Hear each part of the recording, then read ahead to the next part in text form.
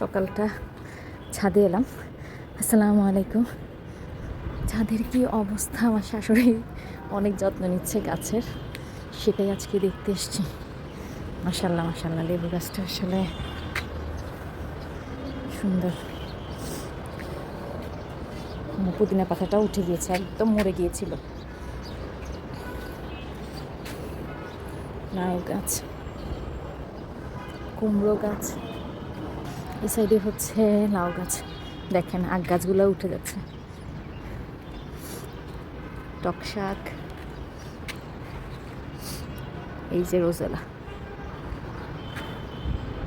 কলমি শাক, মরিচ গাছ। কলমি শাকে ফুলই চলে আসছে।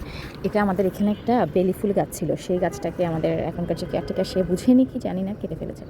এখন দেখি ভেতরে গোড়া ছিল, এটা থেকে আরেকটা গাছ উঠে আসছে। মানে আমার এত ভালো লাগছে দেখে।